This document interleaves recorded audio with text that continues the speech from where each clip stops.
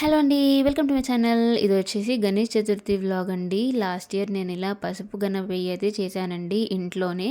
So, ఈసారి అయితే బయట నుంచి తెచ్చుకుందామని చెప్పేసి గణేష్ అయితే బయట నుంచి తీసుకొచ్చేసాము. మా ఇంటి గణేష క్యూట్‌గా, చిన్నగా చాలా బాగున్నాడు కదా! మీ ఇంట్లో గణేష్ చతుర్థి మీరు కూడా ఇలాగే సెలబ్రేట్ చేసుకున్నారో కమెంట్ చేసి చెప్పండి. గణేష్‌ని అయితే ముందుగా తీసుకొచ్చేసి ప్రతిష్టాపన అయితే చేసేసామండి. చిన్నగా డెకోర్ అయితే చేసేసి తర్వాత గణేషుడిని అయితే ప్రతిష్ఠించేసాము. ప్రతిష్ఠింపజేసిన తర్వాత పూజ అయితే చేసుకోవాలి కదా! సో, ఇక్కడ పూజ కోసం అన్నీ ప్రిపేర్ చేసేసి పెట్టుకున్నామండి. ప్రిపేర్ చేసి పెట్టేసుకున్న తర్వాత మా వారు నేను ఇద్దరం కలిసి పూజలో అయితే కూర్చొని పూజ అయితే చేసుకున్నామండి. ఇలాగా పూజ ఫినిష్ చేసేసుకున్న తర్వాత నైవేద్యాలు అయితే పెట్టాలి కదా! సో, నైవేద్యం అయితే నివేదనం చేశామండి. గణపయ్యకి పులిహోర, దద్దోజనం, శనగలు, ఉండ్రాళ్ళ పాయసం కూడా ఇష్టం కాబట్టి సో, అవైతే ప్రిపేర్ చేసేసి నైవేద్యంగా అయితే చూపించేసామండి.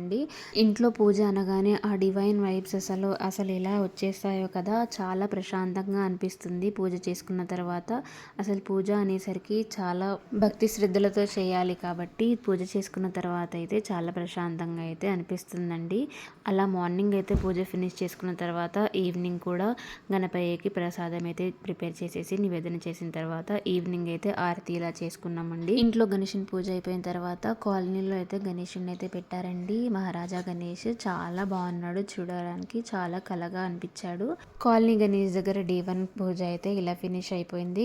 ముందుగా ఇక్కడ కలశాన్ని అయితే స్థాపన చేశారు. కలశం స్థాపన చేసిన తర్వాత చిన్న మట్టి గణేష్ అయితే పెట్టారు. మట్టి గణేష్ పెట్టిన తర్వాత పెద్ద మహారాజా గణేష్ అయితే పెట్టారు. కాలనీలో ఎప్పుడు 2 లడ్డులు అయితే పెడతారండి. చూడండి, కింద కాళ్ళ దగ్గర ఒక లడ్డు ఉంది అండ్ చేతిలో ఇంకొక లడ్డు ఉంది.